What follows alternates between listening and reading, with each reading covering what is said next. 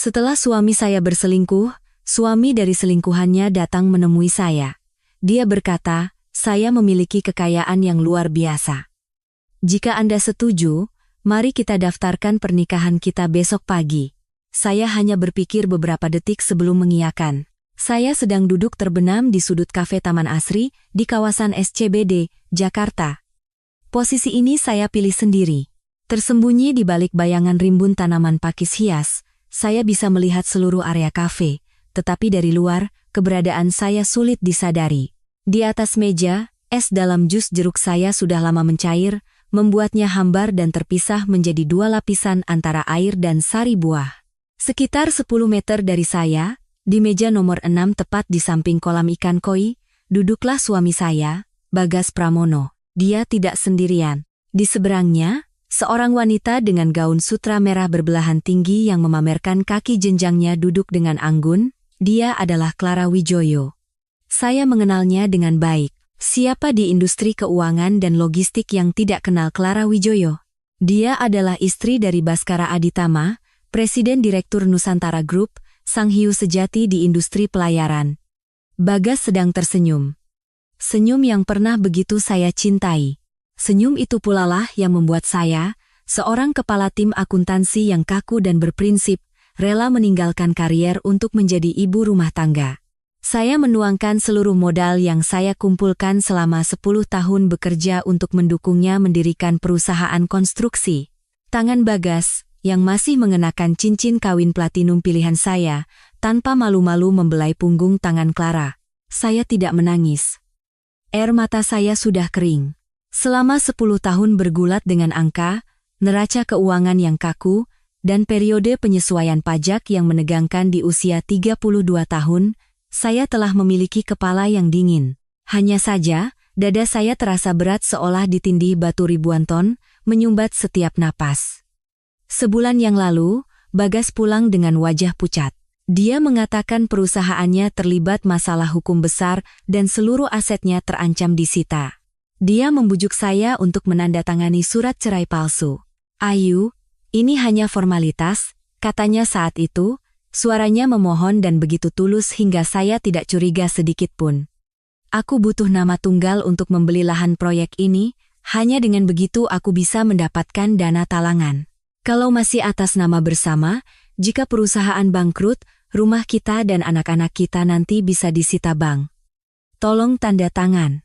Begitu masalah selesai, aku akan segera membaliknamakannya kembali atas namamu.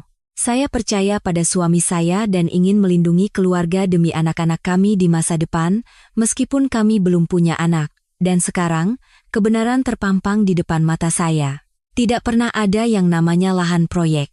Yang ada hanyalah seorang suami pengkhianat yang hendak membangun keluarga baru di atas pengorbanan istrinya. Sudah cukup melihatnya." Sebuah suara berat dan serak terdengar dari atas kepala saya, membuat saya terkejut. Saya mendongak dan melihat seorang pria jangkung mengenakan setelan jas abu-abu buatan tangan yang mahal. Wajahnya tegas dengan rahang yang kuat dan matanya dalam, tetapi sedingin danau di musim dingin.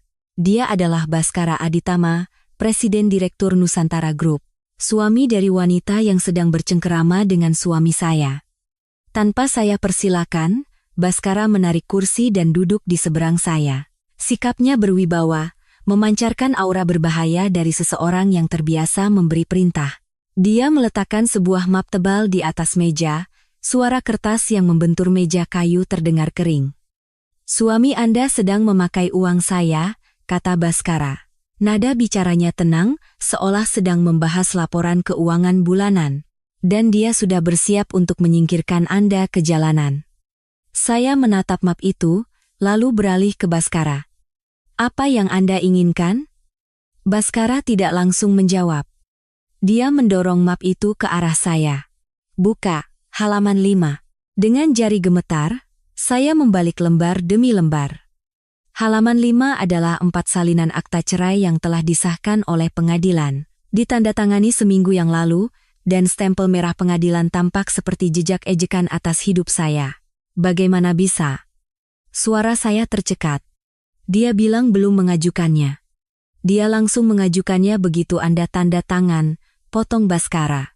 Suaranya dingin dan tanpa ampun, tetapi itulah kebenaran yang perlu saya dengar. Dan karena Anda menandatangani surat pernyataan pelepasan hak atas harta Gonogini untuk membantunya, secara hukum Anda sekarang tidak punya apa-apa. Apartemen yang Anda tinggali, mobil yang Anda kendarai, bahkan simpanan di rekening bersama yang Anda tarik untuk diinvestasikan padanya. Semuanya secara sah telah menjadi miliknya. Saya meletakkan map itu. Rasa pengkhianatan dan penipuan naik menjadi gumpalan pahit di tenggorokan. Saya tidak hanya kehilangan suami, tetapi juga harga diri dan kepercayaan pada manusia. Saya, seorang akuntan publik bersertifikat, CPA, yang pernah menjadi rebutan banyak perusahaan, bisa ditipu begitu menyakitkan oleh orang terdekat. Ini adalah kesalahan perhitungan terbesar dalam hidup saya, dan bayarannya adalah seluruh masa muda dan harta saya. Baskara mengamati ekspresi saya, lalu menyipitkan matanya seolah sedang menilai. Hanya bersedih tidak akan menyelesaikan masalah. Anda seorang profesional keuangan. Anda paling tahu hukum untung rugi. Investasi Anda kali ini gagal total. Saatnya melakukan cut loss dan memikirkan restrukturisasi. Saya menatap Baskara, berusaha mengembalikan ketenangan saya. Saya merapikan rambut dan membetulkan kerah kemeja. Tuan Baskara, Anda datang menemui saya bukan hanya untuk memberitahu bahwa saya adalah seorang pecundang, bukan? Sudut bibir Baskara sedikit terangkat, tampak puas dengan reaksi cepat saya. Cerdas. Secara hukum, saat ini Anda lajang. Saya juga sudah menyelesaikan proses cerai dengan Clara Wijoyo, tapi dia selangkah lebih cerdik dari Anda. Dengan alasan pembagian harta belum selesai, dia masih memegang kekuasaan finansial di perusahaan kami. Dia menempatkan orang-orangnya di departemen akuntansi dan menyedot dana perusahaan untuk menghidupi mantan suami Anda. Baskara berhenti sejenak, mencondongkan tubuh ke depan dan merendahkan suaranya. Saya memiliki aset triliunan rupiah, tapi saya butuh orang yang bisa dipercaya. Seseorang dengan keahlian profesional untuk memeriksa ulang seluruh sistem dan menghentikan aliran dana gelap yang disedot Clara. Saya butuh seorang istri yang sah untuk menggantikan posisinya dan menggunakan legitimasi itu untuk membersihkan organisasi. Kenapa saya? Tanya saya balik. Di dalam kepala, perhitungan cepat sudah berjalan. Pertama, Anda punya motif. Anda membenci Bagas Pramono dan Clara Wijoyo. Kedua, rekam jejak Anda luar biasa. Mantan kepala tim akuntansi di sebuah grup retail besar, punya sertifikasi, dan terkenal bertangan besi dalam pengendalian biaya. Ketiga, dan yang paling penting, kita berdua tidak lagi percaya pada cinta dan kepercayaan. Kita bisa bekerja sama berdasarkan keuntungan. Baskara menatap lurus ke mata saya, memberikan penawaran terakhirnya. Jika setuju, temui saya di kantor catatan sipil besok jam 8 pagi. Kita akan mendaftarkan pernikahan. Saya melirik ke meja seberang. Bagas sedang mencium kening Clara dengan ekspresi pemenang yang puas. Dia pasti mengira saya adalah wanita bodoh, penurut, yang hanya terkubur di dapur dan buku besar. Dia pasti berpikir dia sudah menang. Saya menatap Baskara kembali. 3 detik. Itulah waktu yang saya butuhkan untuk memutuskan pertaruhan terbesar dalam hidup saya. Saya telah kehilangan segalanya, tidak ada lagi yang perlu ditakutkan. Baik, suara saya tegas. Saya setuju. Tapi ada syarat. Berikan saya kekuasaan penuh atas Departemen Keuangan Nusantara Group, dan jangan campuri cara kerja saya. Baskara bangkit dan mengancingkan jasnya. Sampai jumpa besok, Nyonya Baskara. Dia pergi, meninggalkan map dokumen dan sebuah rencana balas dendam yang mulai tergambar jelas di benak saya. Keesokan paginya, saya bangun lebih awal dari biasanya. Saya memilih gaun berwarna gading. Desainnya sederhana namun elegan, menonjolkan lekuk tubuh ramping saya yang selama ini tersembunyi di balik pakaian kantor yang longgar. Saya merias wajah dengan cermat untuk menutupi lingkaran hitam di bawah mata akibat semalaman menelaah peraturan hukum. Berdiri di depan cermin, saya menatap wanita asing itu. Dia bukan lagi Ayu Nindya yang kemarin. Ayu Nindya yang kemarin telah mati bersama surat cerai itu. Tepat pukul 07.55, saya tiba di depan kantor catatan sipil. Sebuah Maybach hitam mengilap berhenti tepat di depan saya. Pintu mobil terbuka dan Baskara turun. Hari ini dia mengenakan kemeja putih tanpa dasi, membuatnya tampak lebih muda dan tidak setajam kemarin. "Anda tepat waktu," kata Baskara sebagai ganti sapaan. "Profesionalisme," jawab saya singkat. Kami masuk ke dalam. Berkat persiapan Baskara, proses pendaftaran pernikahan berjalan sangat cepat. Saat pena menyentuh kertas, dan saya menandatangani nama saya di samping nama Baskara Aditama, getaran menjalari tulang punggung saya. Bukan getaran cinta, melainkan semangat seorang prajurit yang baru saja menerima persenjataan berat sebelum berperang. Petugas menyerahkan 2 salinan akta perkawinan kepada kami. Baskara mengambilnya dan memberikan 1 lembar kepada saya. "Selamat datang di Nusantara Group, sayang," katanya, untuk pertama kalinya mengubah panggilan. "Terima kasih, sayang," saya tersenyum. Senyum profesional, tetapi sempurna.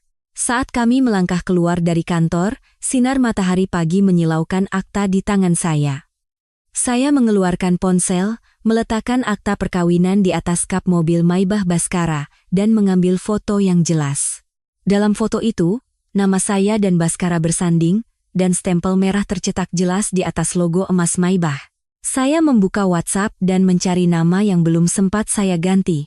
"Bagas sayang." Saya mengirim foto itu dengan pesan singkat dan padat. "Terima kasih sudah membebaskan saya lebih awal. Berkatmu, pagi ini saya sudah resmi menjadi istri sah dari Presiden Direktur Nusantara Group. Semoga beruntung untukmu dan wanita itu." Begitu tombol kirim ditekan, pesan itu langsung berubah menjadi centang biru. Baskara berdiri di samping, mengamati tindakan saya. Dia tidak mencegah, hanya sudut bibirnya yang terangkat. "Anda lebih agresif dari yang saya duga." Dalam bisnis maupun perang, serangan mendadak selalu menentukan 50% kemenangan. "Sekarang, tolong antarkan saya ke kantor. Saya harus segera memulai pekerjaan saya." Saya memasukkan ponsel ke dalam tas. Dalam perjalanan ke markas Nusantara Group, Baskara menyerahkan kartu identitas karyawan dan surat pengangkatan. "Direktur Keuangan." Saya mengangkat alis. "Anda langsung mempercayakan posisi ini pada saya? Saya tidak percaya pada Anda." "Saya percaya pada kebencian dan kemampuan Anda," kata Baskara jujur. "Posisi ini sebelumnya dikendalikan oleh boneka Clara, mantan kepala tim akuntansi. Sekarang, kita pecat dia dan mengangkat Anda. Kekuasaan untuk menentukan hidup dan mati mereka ada di tangan Anda, gunakan dengan baik." Saya memegang surat pengangkatan itu, merasakan bebannya. Ini bukan sekadar pekerjaan, ini adalah tongkat komando dan surat perintah. Saya memejamkan mata, mengingat kembali struktur organisasi Nusantara Group yang saya pelajari semalaman. Meskipun sudah bercerai, Clara masih pemegang saham mayoritas dan mengetahui banyak rahasia perusahaan.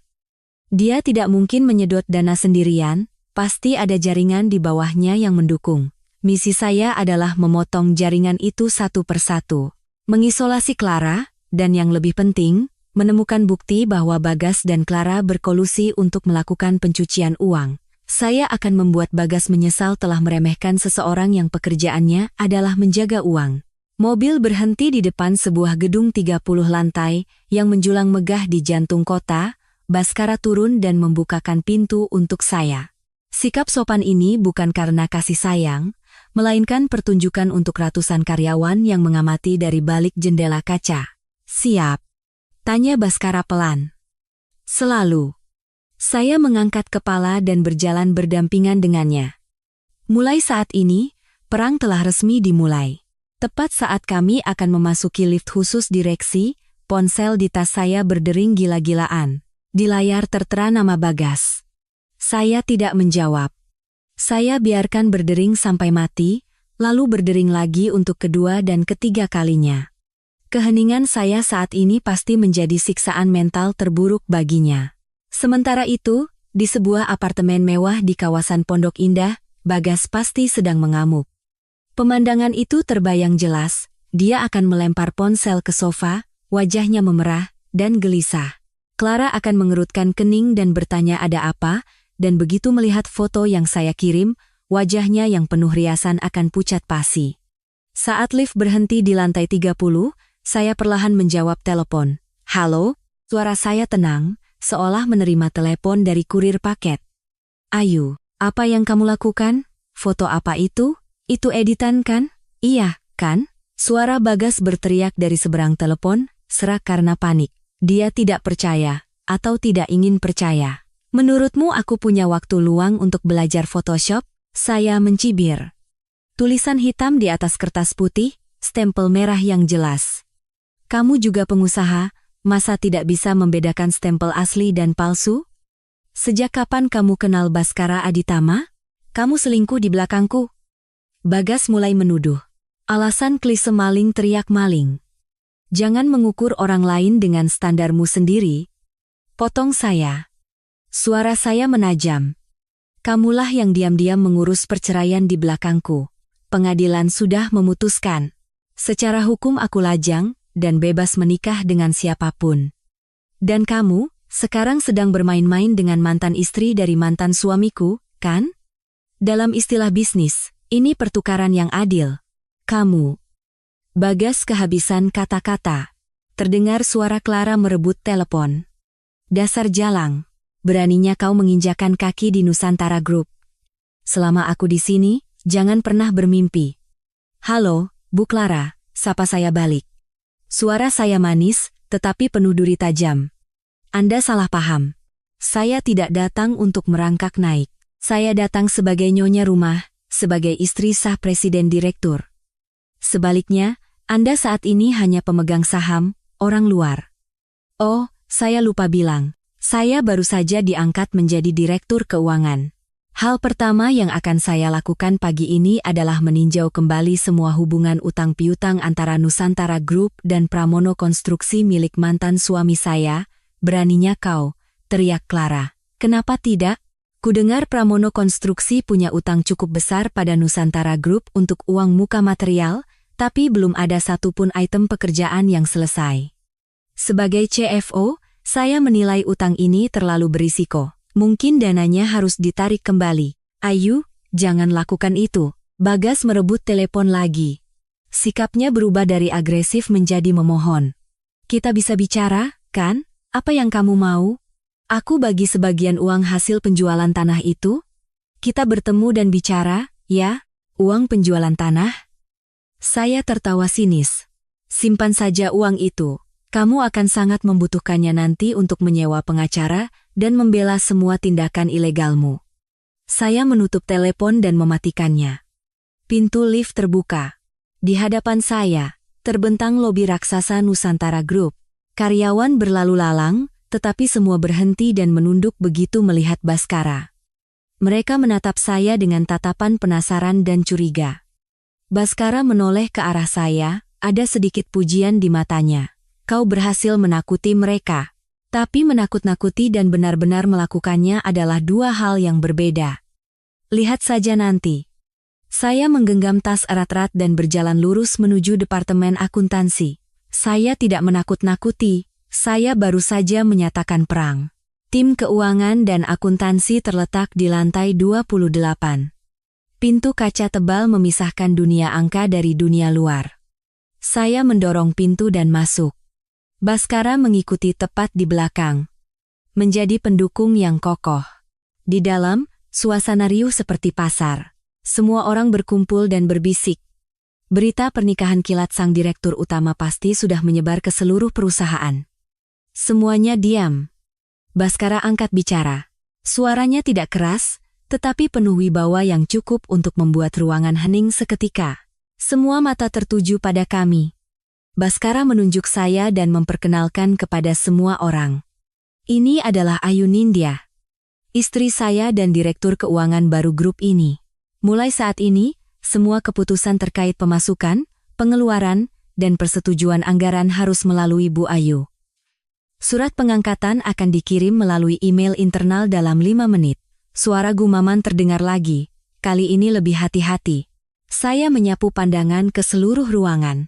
Di sudut, seorang wanita parubaya berkacamata tebal berbingkai emas menatap saya tajam. Matanya lebih menunjukkan permusuhan daripada keterkejutan. Dia adalah kepala tim akuntansi saat ini, Rini Sulistyo, tangan kanan setia Clara Wijoyo. Saya telah mempelajari catatan kepegawaiannya dengan cermat. Bu Rini adalah orang yang menyetujui banyak sekali biaya representasi palsu agar Clara bisa menyedot uang. Saya berjalan lurus ke meja Bu Rini. Bu Rini, saya minta Anda segera menyerahkan semua buku besar, token otorisasi elektronik, dan kata sandi administrator sistem ERP. Bu Rini berdiri, melipat tangan di dada, dengan sikap angkuh seolah dia adalah pahlawan berjasa di perusahaan ini. Bu Ayu, serah terima itu ada prosedurnya. Bagaimana mungkin saya bisa memberikan pembukuan bertahun-tahun begitu saja? Lagi pula, saya bekerja atas arahan Dewan Direksi, termasuk Bu Clara. Pengangkatan Anda terlalu mendadak, saya perlu konfirmasi ulang dengan Bu Clara. Dia sengaja mengulur waktu, mencoba mendapatkan jeda untuk menghancurkan bukti atau memanipulasi data. Bu Rini, saya tersenyum, lalu meletakkan surat pengangkatan dengan tanda tangan basah Baskara dan stempel merah perusahaan di atas mejanya. Menurut peraturan perusahaan, Presiden Direktur berhak mengangkat pejabat tinggi dalam situasi darurat. Dan Bu Clara saat ini hanya pemegang saham, tidak terlibat dalam manajemen. Perintah Presiden Direktur adalah yang utama. Saya melirik Baskara sejenak, lalu menatap Bu Rini dengan tegas. Jika dalam 15 menit Anda tidak menyerahkan semuanya, saya akan segera memproses pemecatan Anda dengan alasan pembangkangan terhadap atasan dan penghalangan tugas. Bersamaan dengan itu, saya akan menyegel semua komputer Anda dan meminta polisi melakukan investigasi atas tuduhan penggelapan. Silakan pilih, menyerahkannya baik-baik dan keluar, atau keluar dengan tangan di borgol. Wajah Bu Rini pucat pasi. Dia tidak menyangka saya akan sekeras ini dan begitu paham hukum. Dia menatap Baskara memohon bantuan, tetapi Baskara hanya melipat tangan dan mengamati. Ekspresinya seolah berkata, saya mendukung penuh istri saya. Dengan tangan gemetar, Bu Rini membuka laci dan mengeluarkan setumpuk kunci serta perangkat token. Saya akan serahkan. Bagus. Saya berbalik menghadap karyawan yang sedari tadi menahan napas. Mulai hari ini, prosedur kerja berubah. Semua pengeluaran di atas 500 juta rupiah harus dilaporkan langsung kepada saya. Siapapun yang memalsukan tanda tangan atau memanipulasi dokumen pendukung, silakan tulis surat pengunduran diri sebelum saya yang menemukannya. Saya mantan auditor. Trik murahan tidak akan berhasil di hadapan saya. Saya memerintahkan Departemen IT untuk segera memblokir akses Bu Rini dan mengubah semua kata sandi sistem. Setelah Bu Rini keluar dari kantor dengan lesu membawa kardus berisi barang-barang pribadinya, saya duduk di kursi kulit empuk yang baru saja ia tinggalkan. Saya menyalakan komputer dan masuk ke sistem. Angka-angka mulai muncul di depan mata saya. Gumpalan yang kacau, tetapi sekaligus merupakan peti harta karun yang penuh dengan bukti kejahatan. Telepon internal berdering. Itu Clara. Hebat sekali, Ayu Nindya. Beraninya kau memecat orangku. Ini baru permulaan, jawab saya. Tangan saya masih bergerak cepat di atas keyboard. Sebaiknya Anda perhatikan baik-baik uang Anda. Saya melihat beberapa transaksi yang ditransfer ke perusahaan media milik adik laki-laki Anda sepertinya bermasalah. Faktur pajak masukannya terlihat sedikit aneh. Hening di seberang telepon, lalu sambungan terputus. Saya menghela napas dan bersandar di kursi. Perang yang sesungguhnya baru saja dimulai. Saya tidak hanya harus membersihkan tumpukan sampah ini, tetapi juga memasang perangkap agar Bagas dan Clara masuk ke dalamnya dengan sendirinya. Baskara mendekat dan meletakkan secangkir kopi hangat di meja saya. Kerja bagus, saya tidak salah pilih orang. Pujiannya masih terlalu dini, saya menyesap kopi. Rasa pahit dan manis bercampur di ujung lidah. Siapkan diri Anda. Sebentar lagi akan ada badai besar. Semua lampu di kantor sudah padam, hanya cahaya biru dingin dari layar komputer saya yang menerangi ruangan. Jam dinding menunjukkan pukul 10 malam. Karyawan lain sudah lama pulang, tetapi saya masih terkubur dalam tumpukan buku besar yang ditinggalkan Bu Rini. Bagi saya, angka bisa bicara, dan saat ini mereka sedang meneriakkan kecurangan.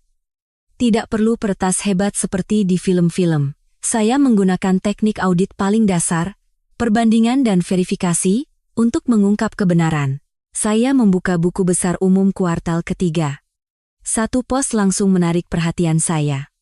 Biaya jasa eksternal melonjak 3 kali lipat dibandingkan periode yang sama tahun lalu. Saya mengklik rincian akun dengan kode 641 dan 642. Puluhan transaksi yang tercatat sebagai biaya perencanaan acara pemasaran dan konsultasi strategis, semuanya mengarah ke satu nama, PT Cakra Media. Saya menyalin nomor NPWP Cakra Media dan menempelkannya di halaman pengecekan data wajib pajak di situs Direktorat Jenderal Pajak. Hasilnya langsung muncul. Direktur utamanya adalah Leo Wijoyo. Saya tertawa sinis. Leo Wijoyo adalah adik kandung Clara Wijoyo. Caranya terlalu kasar. Memindahkan uang dari kantong suami ke kantong adik, lalu kembali ke kantongnya sendiri. Saya terus memeriksa semua faktur pajak elektronik yang diterima dari Cakra Media. Total nilainya lebih dari 1,5 triliun rupiah dalam 6 bulan. Isi faktur pajaknya sangat umum, seperti biaya konsultasi solusi logistik atau biaya penyelenggaraan acara ramah tamah klien. Namun, ketika saya membandingkan tanggal acara yang tercatat dengan catatan aktivitas perusahaan, tidak ada acara apapun yang diadakan, tidak ada daftar tamu, tidak ada foto, dan tidak ada laporan penyelesaian kontrak. Ini jelas merupakan transaksi faktur pajak fiktif untuk menyedot uang perusahaan dan menghindari pajak penghasilan badan. Saya mencetak semua rincian transaksi dan faktur pajak yang mencurigakan, lalu menjilidnya dalam map merah. Ini baru puncak gunung es. Saya perlu menggali lebih dalam kerincian utang usaha. Saya memeriksa akun utang pembelian, yaitu akun 331. Nama perusahaan Bagas muncul. Pramono Konstruksi. Saldo utang yang belum dibayar mencapai 500 miliar rupiah. Saya membuka rincian kontraknya. Nusantara Group telah menandatangani kontrak dengan Pramono Konstruksi untuk perbaikan dan perluasan sistem gudang di Pelabuhan Tanjung Priok.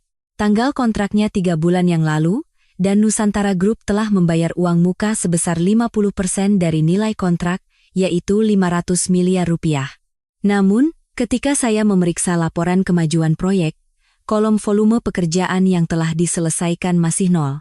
Artinya, Bagas telah menerima 500 miliar rupiah dari Nusantara Group, tetapi belum memancang satu tiang pun atau memasang satu bata pun. Saya menelepon manajer proyek tim manajemen gudang. Pak Budi, selamat malam. Iya, Bu Ayu. Suara Pak Budi terdengar masih mengantuk. Maaf mengganggu malam-malam. Saya ingin bertanya tentang proyek perluasan gudang Tanjung Priok yang dikerjakan oleh Pramono Konstruksi. Bagaimana statusnya saat ini?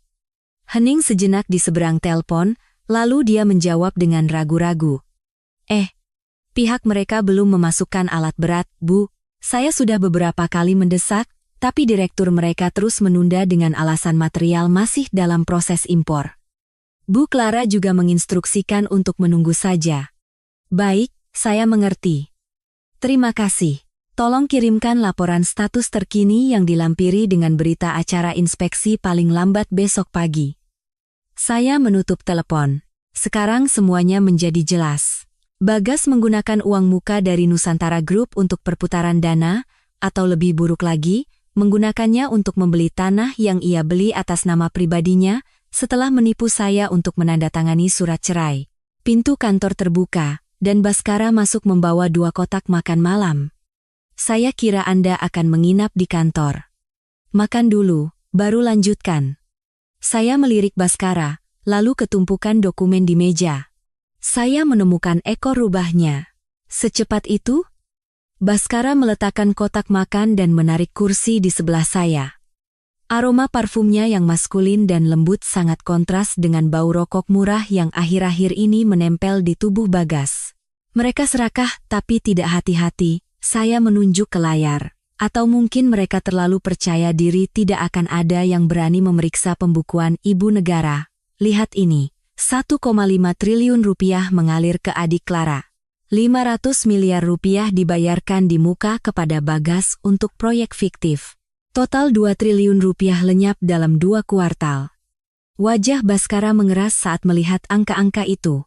Saya tahu Clara menyedot uang, tapi tidak menyangka jumlahnya sebesar ini. Pantas saja arus kas operasional grup akhir-akhir ini selalu mepet. Bagi grup logistik, arus kas ibarat darah yang bersirkulasi di tubuh. Kehilangan 2 triliun rupiah dalam waktu singkat sama saja dengan arteri utama yang putus.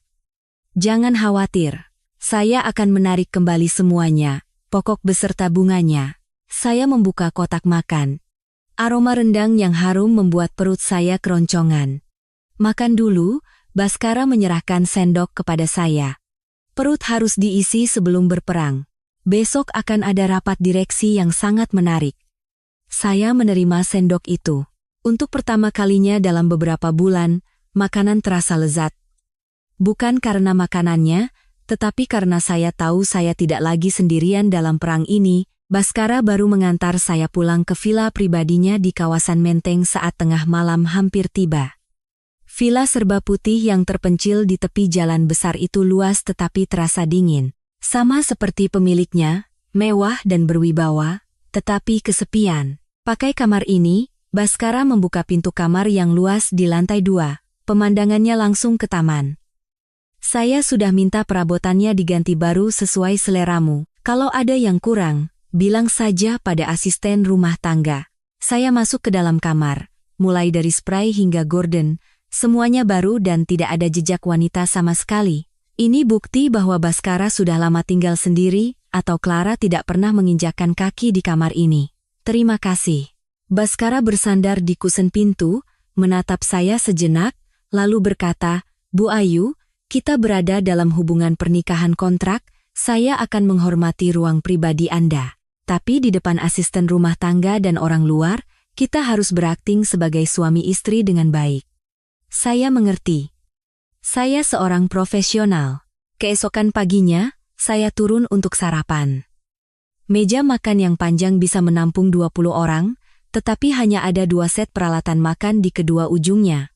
Baskara sudah duduk, menyeruput kopi hitam, sambil membaca laporan keuangan di iPad-nya. Selamat pagi, saya menarik kursi. Pagi. Baskara tidak mengalihkan pandangan dari layar. Tidur nyenyak semalam? Sangat nyenyak. Tempat tidurnya jauh lebih nyaman daripada sofa di rumah Bagas yang saya tiduri sebulan terakhir.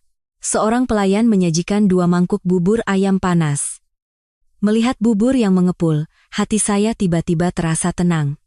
Sudah berapa lama tidak ada yang menyiapkan makanan untuk saya. Di rumah Bagas, saya selalu yang pertama bangun, menyiapkan sarapan untuk seluruh keluarga, menyetrika ke meja Bagas, baru kemudian terburu-buru berangkat kerja. Kenapa? Tidak sesuai selera? Baskara mengangkat kepala menatap saya. Bukan. Saya menggelengkan kepala dan mengambil sendok. Hanya sedikit aneh. Kami makan dalam keheningan sejenak. Kemudian, Baskara tiba-tiba angkat bicara. Bagaimana rencanamu menangani utang Pramono Konstruksi hari ini? Saya menelan bubur, menyeka mulut dengan serbet, lalu menjawab dengan jelas. Saya tidak akan menagih utangnya dengan cara biasa.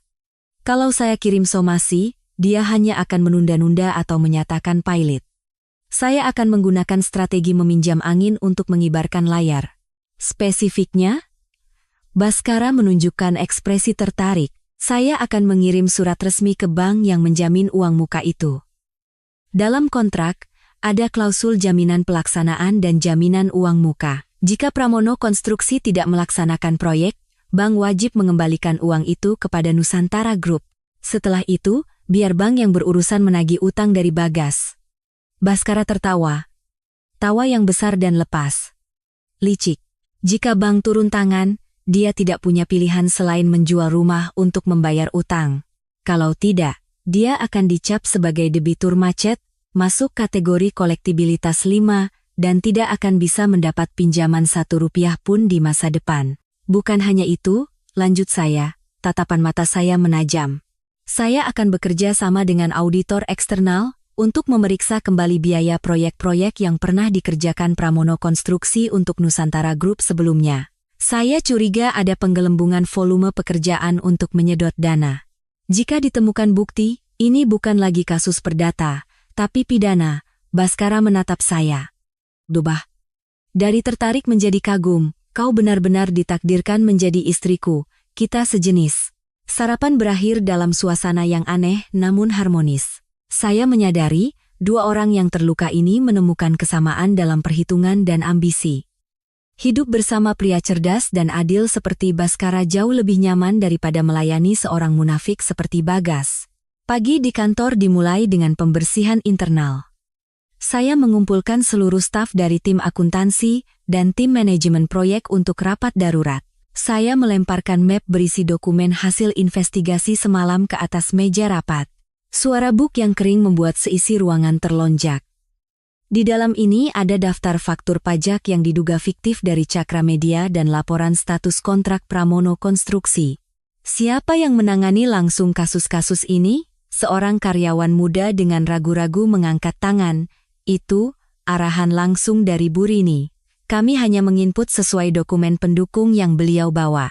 Hanya menginput tanpa memeriksa kewajaran dan legalitas dokumen pendukung adalah kelalaian tugas, tegur saya ringan.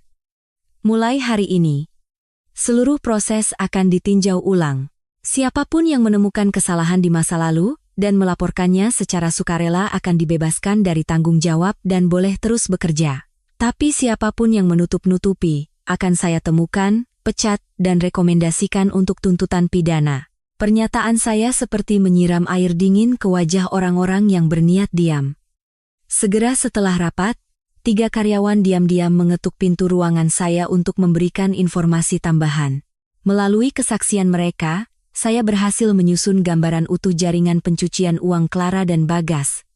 Bagas tidak hanya menyedot uang dari perusahaan konstruksinya sendiri.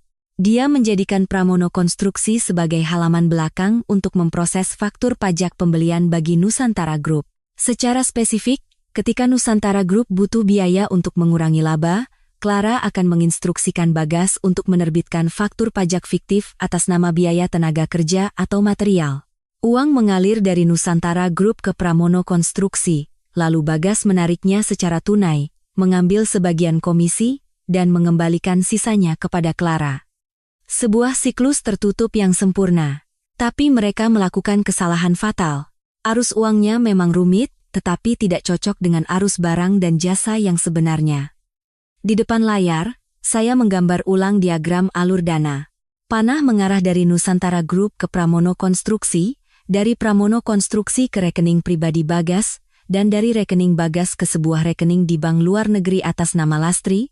Saya memperbesar nama Lastri. Bukan orang asing, melainkan ibu kandung Bagas. Nama ibunya memang Lastri. Saya merinding. Bagas menggunakan rekening ibu kandungnya untuk menerima uang haram. Dia tidak hanya mengorbankan saya, tetapi juga ibunya yang sudah tua di desa, yang tanpa sadar bisa ikut terseret ke pengadilan. Kebrutalannya telah mencapai dasar moralitas manusia. Pintu kantor terbuka lagi. Kali ini bukan Baskara, melainkan Clara. Dia menerobos masuk tanpa mengetuk, diikuti oleh 2 pengawal berbadan besar. Apa yang kau lakukan? Kenapa bank membekukan rekening Pramono Konstruksi? Geram Clara. Menggebrak meja saya. Saya dengan tenang melepas kacamata dan menatapnya. Selamat siang, Bu Clara. Masuk ke ruangan saya tanpa mengetuk adalah pelanggaran peraturan perusahaan. Dan soal rekening perusahaan mitra yang dibekukan oleh bank, itu urusan bank, kenapa bertanya pada saya? Atau apakah Anda punya kepentingan di perusahaan mantan suami saya? Jangan basa-basi. Kau yang mengirim surat permintaan penarikan uang muka, kan? Kau mau membunuh Bagas, ya? Saya hanya menjalankan tugas saya sebagai CFO. Saya tidak bisa membiarkan uang pemegang saham hilang. 500 miliar rupiah bukan uang kecil. Jika Pramono Konstruksi bisa membuktikan kemampuan konstruksinya, bank akan membuka kembali rekeningnya. Anda terlalu berlebihan. Clara menggeretakkan giginya. Hebat, kuperingatkan, jika kau menyentuh kepentinganku, hidupmu akan seperti di neraka. Kau pikir Baskara Aditama mencintaimu? Dia hanya memanfaatkanmu. Setidaknya dia memanfaatkan saya secara terbuka dan legal. Saya bangkit dan berhadapan dengan Clara. Tinggi badan saya tidak kalah darinya. Tapi Anda dan Bagas bergerak diam-diam di belakang punggung orang lain. Orang seperti itulah yang pantas dihina. Sampaikan pada Bagas, siapkan uang untuk membayar utang, batas waktunya 3 hari. Clara mendengus, lalu berbalik dan keluar. Saya tahu dia takut. Guritanya satu persatu sedang saya potong. 3 hari kemudian, sesuai dugaan saya, Bagas tidak bisa menyiapkan uang untuk membayar bank. Dia terpojok, dan binatang yang terluka biasanya akan menggigit dengan membabi buta. Senin pagi, sebuah email anonim dikirim ke kotak masuk seluruh karyawan Nusantara Group. Dengan sebuah tautan, judul emailnya sangat sensasional. Kebenaran di balik Direktur Keuangan baru. Ahli keuangan atau simpanan kelas atas? Di dalam tautan itu ada sebuah video yang diedit dengan canggih. Adegan saya masuk ke sebuah hotel yang sebenarnya adalah pertemuan dengan klien audit dulu disambung dengan suara-suara sensitif dan dimanipulasi secara licik. Di bawahnya, ada tulisan rekayasa yang menyatakan bahwa saya sudah lama berselingkuh dengan Baskara, berkonspirasi untuk merebut harta Bagas, lalu mencampakkannya dan lari ke pelukan konglomerat. Seluruh perusahaan gempar. Tatapan orang-orang terhadap saya berubah dari kagum menjadi jijik dan penasaran. Saya duduk di kantor, menggenggam mouse komputer erat-erat. Bagas lebih licik dari yang saya duga. Dia menggunakan opini publik untuk membunuh reputasi saya dan memaksa saya mengundurkan diri. Ponsel saya berdering. Itu Baskara. Kau sudah lihat email itu? Suara Baskara anehnya tenang. Sudah. Sangat kotor. Jangan khawatir. Tetap di kantormu. Jangan keluar. Aku yang akan urus. 5 menit kemudian, pengumuman terdengar di seluruh gedung. Suara tegas Baskara meminta seluruh karyawan segera berkumpul di lobi utama lantai 1. Saya pun turun. Baskara berdiri di atas panggung kecil, wajahnya penuh aura membunuh. Di sampingnya berdiri kepala tim IT dan pengacara perusahaan. Baru saja saya menerima informasi mengenai email yang mencemarkan nama baik istri saya, Direktur Ayunindya. Suara Baskara menggema di seluruh lobi. Saya tegaskan, ini adalah penyebaran berita bohong. Tim IT telah melacak alamat IP pengirim email, dan hasilnya menunjukkan email itu dikirim dari sebuah warnet di dekat kediaman Bapak Bagas Pramono, Direktur Pramono Konstruksi. Baskara memberi isyarat, dan di layar besar di belakangnya muncul rekaman CCTV warnet. Bagas, yang mengenakan topi dan masker, terekam jelas sedang mengetik di depan komputer pada waktu email itu dikirim. Seluruh lobi riuh. Tim pengacara kami sedang memproses laporan ke polisi untuk menuntut Bapak Bagas Pramono atas tuduhan penyebaran berita bohong dan pencemaran nama baik sesuai hukum yang berlaku, lanjut Baskara. Bersamaan dengan itu, saya umumkan satu hal lagi. Setiap karyawan Nusantara Group yang terus membicarakan atau menyebarkan informasi salah ini akan langsung dipecat. Kita ini korporasi besar, bukan pasar yang menyebarkan gosip murahan. Kerumunan menjadi sunyi senyap.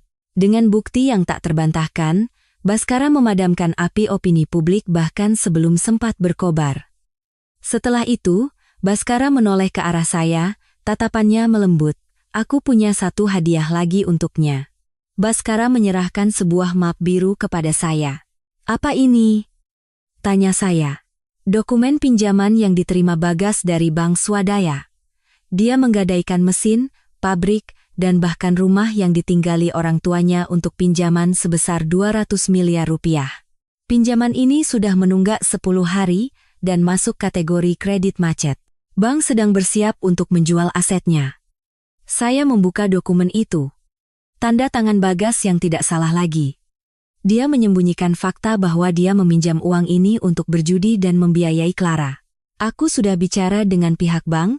Baskara tersenyum sinis seperti serigala tua. Mereka setuju untuk menjual surat utang ini ke sebuah perusahaan manajemen aset, AMC, yang kebetulan sahamnya sebagian besar kumiliki.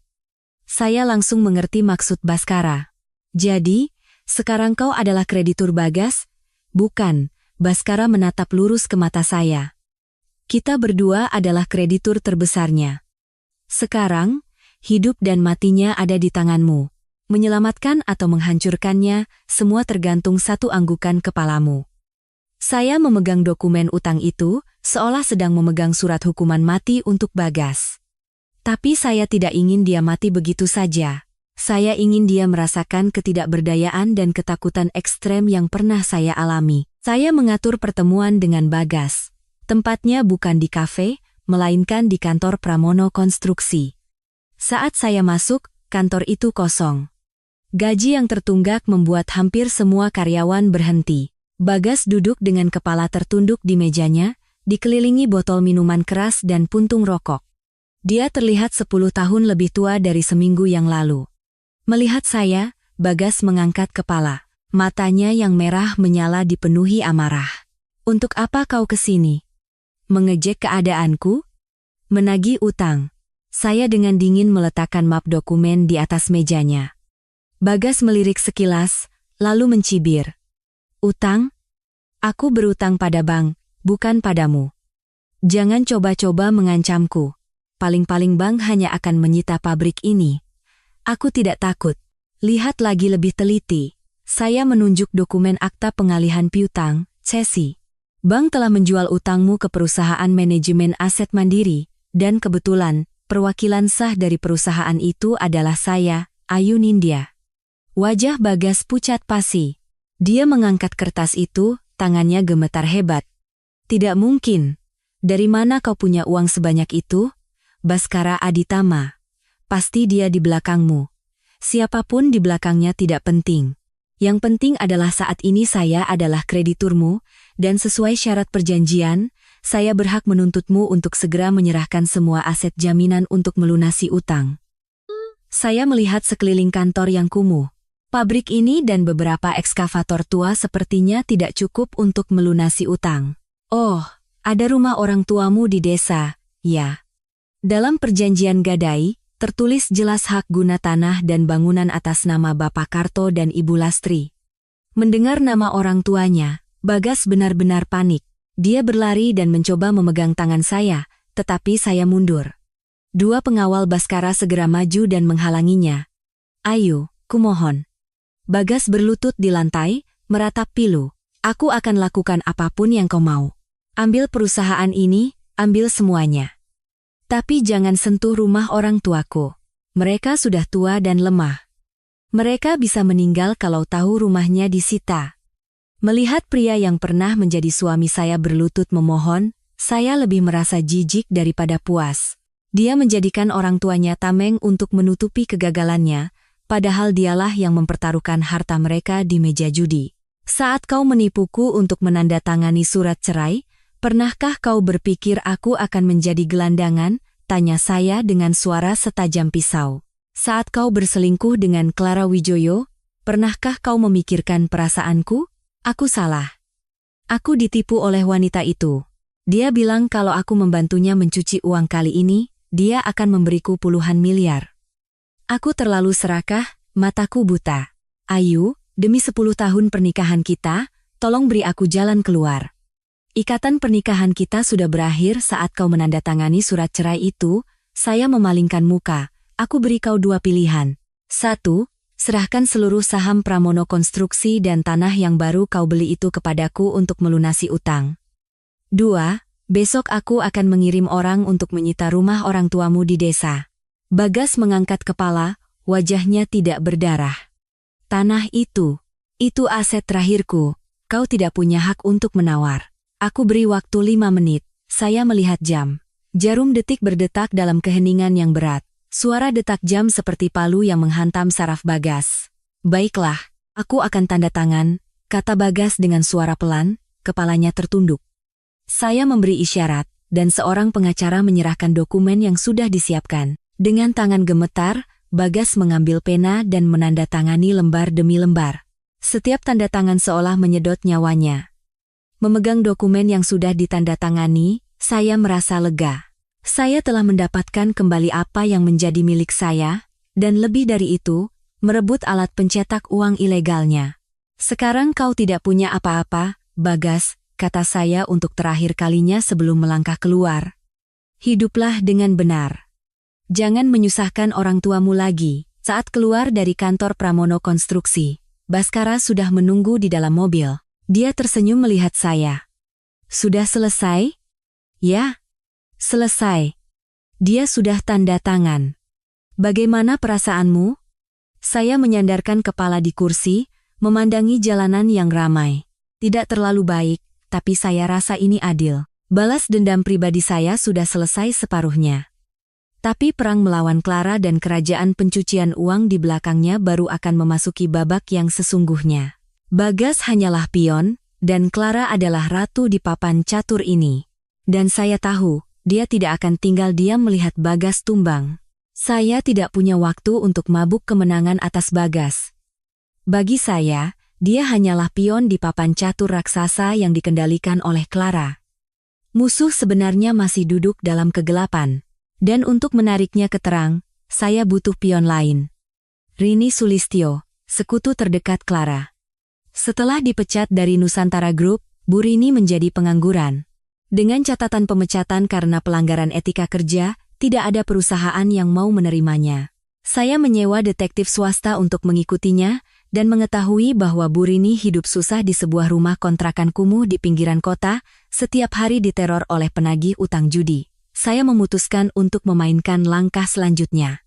Rabu sore, saya mengemudikan mobil ke sebuah kafe sepi di Jakarta Utara, tempat saya berjanji bertemu Bu Rini. Saat saya masuk, Bu Rini duduk meringkuk di sudut, memegang gelas air dengan tangan gemetar. Dia terlihat 10 tahun lebih tua dari saat dia masih angkuh di tim akuntansi. Melihat saya, mata Bu Rini dipenuhi ketakutan. Dia bangkit dan hendak lari. "Duduk," kata saya. Suara saya tenang, tetapi penuh wibawa yang cukup untuk menahannya. "Jika Anda melangkah keluar dari pintu ini, saya akan segera menyerahkan map ini ke polisi." Saya meletakkan sebuah amplop coklat di atas meja. Bu Rini menatapnya tajam, menelan ludah.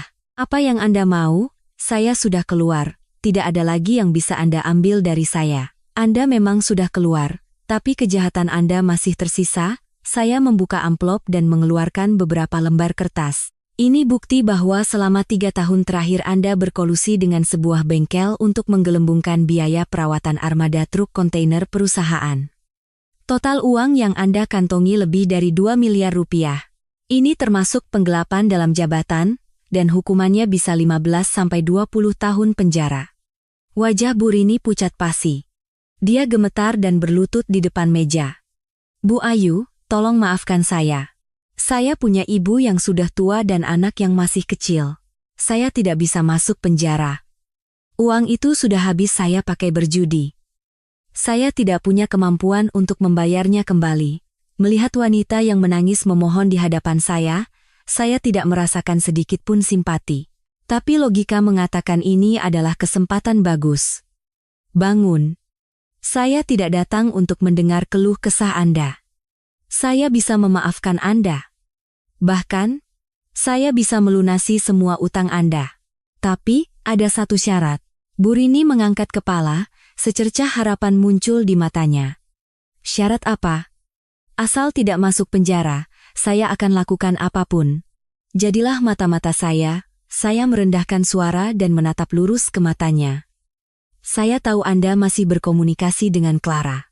Dia tidak bisa menggunakan orang dalam Nusantara Group sekarang dan butuh orang kepercayaan untuk menjalankan transaksi rahasia. Anda kembali padanya, berpura-pura setia, dan laporkan setiap gerak-geriknya kepada saya." Bu Rini ragu. Dia tahu betapa kejamnya Clara, tetapi ketakutan akan penjara lebih besar. "Kalau Bu Clara tahu, dia akan membunuh saya. Kalau Anda tidak melakukan ini, besok polisi akan mengetuk pintu rumah Anda." Saya memberikan ultimatum dingin. "Dan saat Anda dipecat, Clara meninggalkan Anda, kan? Apakah dia membantumu membayar utang walau serupiah pun? Atau dia memperlakukanmu seperti anjing tak berguna?" Kata-kata saya tepat menusuk ketidakadilan yang dirasakan Bu Rini. Dia mengepalkan tangan, tatapannya berubah dari takut menjadi benci. "Benar. Wanita itu tidak tahu berterima kasih. Saya sudah membantunya menghasilkan ratusan miliar, tapi saat saya susah, satu telepon pun tidak diangkat. Baik, saya mau. Apa yang ingin Anda ketahui? Saya ingin tahu kemana Clara menyembunyikan asetnya. Kudengar dia sedang buru-buru mengumpulkan uang tunai." Bu Rini melihat sekeliling, lalu berbisik di telinga saya, "Dia sedang mempersiapkan satu pukulan besar. Dia buru-buru menjual beberapa bidang tanah di Anyer dan Bali, mengumpulkan sekitar 3 triliun rupiah. Rencananya, hari Jumat sore ini, uang itu akan ditransfer ke sebuah perusahaan cangkang di Siprus dengan dalih kontrak konsultasi investasi. Begitu uangnya berhasil ditransfer, dia akan terbang ke sana dan menetap, meninggalkan tumpukan utang di Indonesia untuk ditanggung Nusantara Group, 3 triliun rupiah. Jumlah yang sangat besar.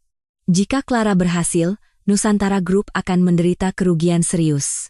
Arus kas akan terganggu, dan yang lebih penting, dia akan lolos dari jerat hukum dengan elegan. Tahukah Anda lewat bank mana transaksinya? Bank Internasional VIP Cabang Sudirman. Direktur cabangnya teman dekatnya, jadi bisa memproses perintah transfer internasional dengan cepat. Saya tersenyum. Informasi ini bernilai emas. Bagus sekali. Terus awasi dan beritahu saya waktu, persisnya dia mengeksekusi perintah itu. Setelah ini selesai, dokumen bukti penggelapan Anda akan saya bakar, dan saya akan beri Anda modal yang cukup untuk memulai hidup baru. Bu Rini mengangguk berkali-kali. Saya bangkit, meletakkan uang untuk membayar minuman di meja, dan keluar. Sinar matahari sore membentangkan bayangan saya panjang di jalanan. Sebuah rencana penangkapan yang sempurna mulai tergambar di benak saya. Jumat sore ini akan menjadi sore yang tak terlupakan bagi Clara Wijoyo. Jumat sore, udara di kantor saya tegang seperti tali busur yang ditarik kencang. Di luar, hujan turun deras. Suara tetesan air yang menghantam kaca jendela seolah hendak merobek keheningan di dalam. Saya duduk di depan layar komputer, menampilkan antarmuka manajemen kas dari sistem perbankan yang digunakan Nusantara Group. Baskara duduk di seberang, memutar-mutar pena sambil tidak melepaskan pandangan dari ponselnya. Kami menunggu pesan dari Bu Rini. Pukul 14.30, belum ada pergerakan. Jika Clara ingin melakukan transfer internasional pada hari yang sama, dia harus mengeksekusi perintahnya sebelum jam tutup. Batas waktu untuk transaksi melalui sistem pembayaran internasional SWIFT biasanya pukul 15.30 atau paling lambat pukul 16.00.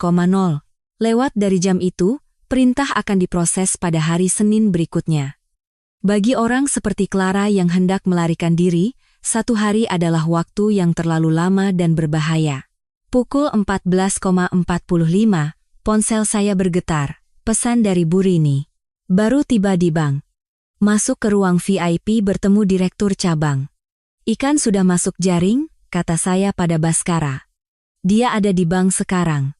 Baskara mengangguk, wajahnya menegang. Kau yakin bisa menghentikannya? Begitu uang itu keluar dari perbatasan Indonesia, kita akan kehilangannya selamanya. Jangan khawatir. Saya sudah menyiapkan jaring di langit. Saya membuka jendela obrolan lain dan mengirim pesan kepada teman seangkatan saya di universitas yang kini menjabat sebagai Kepala Divisi Nasabah Korporat di Bank Internasional VIP, Pak Budi. Saya sudah memperingatkan Pak Budi sebelumnya bahwa ada indikasi transaksi penipuan terkait rekening Clara. Sebagai CFO Nusantara Group, saya berhak meminta pembekuan atau peninjauan ulang atas transaksi abnormal dari rekening yang terkait dengan pemegang saham yang sedang bersengketa. Pukul 15.10, notifikasi perubahan saldo muncul di sistem. Perintah transfer sebesar 3 triliun rupiah baru saja dibuat dari rekening pribadi Clara. Keterangan. Pembayaran kontrak konsultasi investasi nomor 2023, vol. Penerima, Sunny Investment Ltd, Siprus. Ini dia, saya menunjuk layar. Perintah itu dalam status menunggu persetujuan. Segera, saya menelepon Pak Budi. Budi, baru saja ada perintah transfer 3 triliun masuk ke sistem. Itu dana penggelapan yang kuceritakan. Tolong hentikan segera. Terdengar suara ketikan keyboard dari seberang telepon. Sudah kulihat, Ayu. Jumlahnya besar sekali. Tapi dari cabang sedang mendesak persetujuan. Kata direktur cabangnya, ini nasabah VIP dan dokumennya lengkap dengan kontrak dagang. Kalau aku blokir tanpa alasan, bisa ada komplain. Kontrak itu palsu. Sunny Investment itu perusahaan cangkang, kata saya cepat dan tegas. Aku baru saja mengirim surat permohonan darurat pemblokiran aset dari pengadilan terkait gugatan pembagian harta Gonogini Clara. Kau cukup tahan perintah itu dengan alasan sistem peringatan risiko kepatuhan. Tahan saja sampai pukul 15.30, dia akan tamat. Baiklah. Aku percaya padamu. Aku akan teruskan dokumennya ke Divisi Pengendalian Kepatuhan untuk ditinjau lebih dalam. Minimal butuh 2 jam. Lewat jam tutup, mau kiamat pun tidak bisa ditransfer. Saya menutup telepon dan menghela napas lega. Di layar, status perintah berubah dari menunggu persetujuan menjadi dalam peninjauan. Di ruang VIP bank, pasti sedang terjadi pemandangan yang kacau. Clara pasti gelisah. Dia pasti melihat jam. Pukul 15.20, hanya 10 menit tersisa sebelum penutupan transaksi internasional. Pesan dari Bu Rini masuk lagi. Dia sedang berteriak pada pegawai bank. Minta bertemu direktur utama. Wajahnya merah padam. Biarkan saja dia berteriak, balas saya. Direktur utamanya mungkin sedang rapat dengan saya saat ini. Kenyataannya, tidak ada rapat apapun. Tapi saya tahu prosedur bank. Begitu sebuah transaksi diklasifikasikan sebagai berisiko tinggi, tidak ada yang berani menandatangani persetujuan, terutama dengan semakin ketatnya peraturan anti pencucian uang. Pukul 15.30. Sistem SWIFT ditutup. Perintah transfer Clara secara resmi ditolak dengan alasan perlu kelengkapan dokumen pendukung untuk membuktikan sumber dana yang sah. Uang itu tetap di rekeningnya, tetapi dibekukan. Clara tidak bisa mengirimnya atau menariknya secara tunai. Baskara menatap saya dengan kekaguman. Dia bangkit, menuangkan segelas anggur, dan memberikannya kepada saya. Selamat, KO yang sempurna. Kau tidak hanya menyelamatkan uangnya, kau juga memblokir jalan keluarnya. Saya mengangkat gelas anggur dan menggoyangkannya perlahan. Warna merah anggur berkilauan seperti darah musuh. Belum selesai. Binatang yang terpojok akan memangsa sesamanya. Setelah Clara kehilangan uangnya, sasaran kemarahan pertamanya adalah Bagas. Sekarang, kita tinggal menunggu drama menarik di babak selanjutnya. Sesuai dugaan saya, kegagalan di bank membuat Clara mengamuk. Dia tidak percaya rencana pelariannya yang sempurna gagal di menit terakhir karena alasan teknis yang konyol. Begitu keluar dari bank, Clara menerima telepon dari Bagas. Mantan suami saya itu berada dalam kondisi paling menyedihkan. Setelah menandatangani surat pengalihan aset kepada saya, orang tuanya di desa dikepung oleh preman penagih utang rentenir tempatnya berutang untuk membayar utang judi. Dia bersembunyi di sebuah motel kumuh, meminta bantuan Clara seolah itu adalah tali penyelamat terakhirnya. Clara, tolong selamatkan aku, suara Bagas serak di seberang telepon. Malam ini kalau aku tidak bayar bunga 5 miliar, mereka mengancam akan membunuh seluruh keluargaku. Tolong pinjami aku uang. Kalau krisis ini lewat, aku akan bekerja seperti anjing seumur hidup untuk membayarnya. Clara sedang marah besar karena 3 triliun rupiahnya dibekukan. Mendengar rengekan Bagas, dia semakin gila. Dia tidak lagi menjaga citra anggunnya dan berteriak ke telepon. Diam kau. Aku juga sedang mau mati. Uangku semua dibekukan gara-gara mantan istrimu itu. Kau manusia tidak berguna. Kalau saja kau tidak bodoh menandatangani surat cerai itu terlalu cepat, aku tidak akan punya titik lemah seperti ini. Apa? Bagas tercengang. Kenapa ada hubungannya dengan Ayu? Tanya saja padanya. Dia yang menggunakan sistem bank untuk memblokir uangku. Kau dan dia sama-sama bajingan. Jangan telepon aku lagi. Clara membanting telepon dan memblokir nomor Bagas.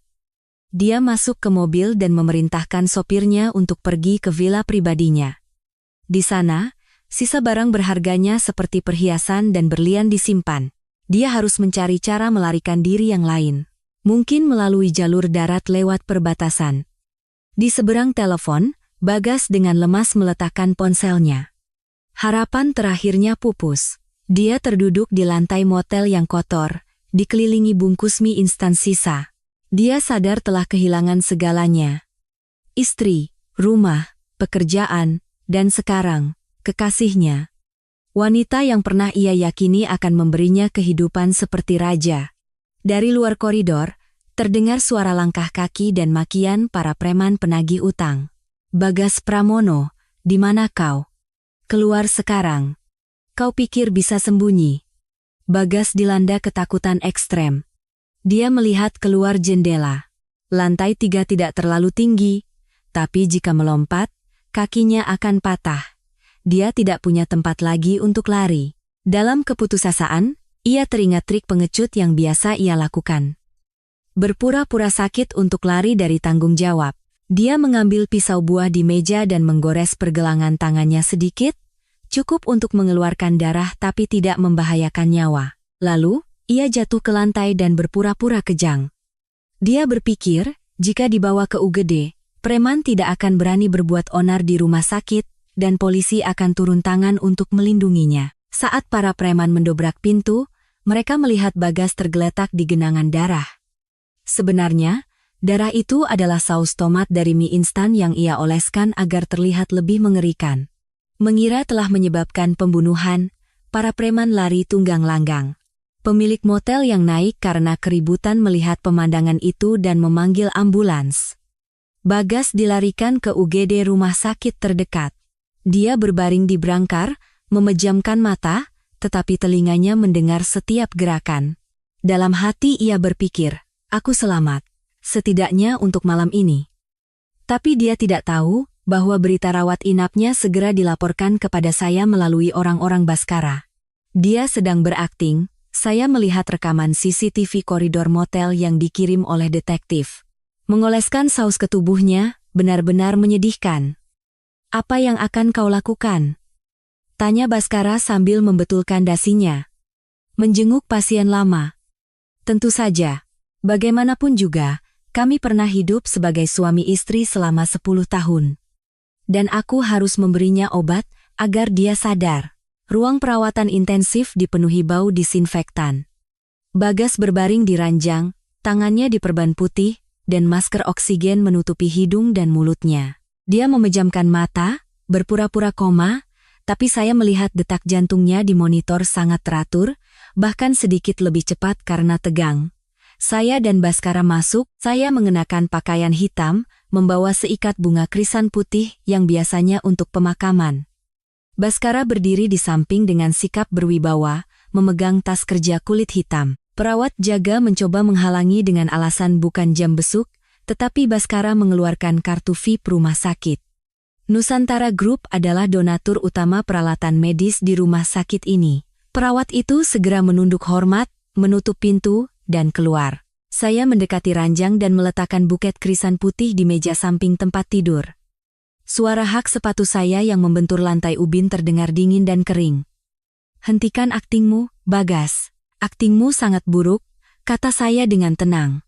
Bagas masih diam, tetapi kelopak matanya bergetar halus. Dia mencoba beradu mental dengan saya. Kalau kau tidak bangun, terpaksa aku bicara dengan mayat. Saya menarik kursi dan duduk. Dokter bilang luka di tanganmu hanya goresan ringan, cukup 3 jahitan. Tapi penyakit takut utangmu sepertinya tidak bisa disembuhkan oleh medis. Bagas tahu dia tidak bisa berakting lagi. Dia perlahan membuka mata dan melepas masker oksigen. Dia menatap saya dan Baskara dengan tatapan campuran benci dan takut. Kalian, untuk apa kesini? Memastikan aku sudah mati?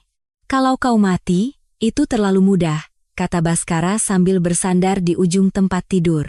Kami datang membawa kabar baik. Para preman yang menagih utangmu sudah ditangkap polisi semalam. Mata Bagas berbinar. Benarkah? Jadi aku aman sekarang? Hanya aman dari preman? Saya tersenyum. Senyum yang pernah Bagas sebut selembut Dewi, kini setajam pisau bedah. Tapi belum tentu aman dari hukum.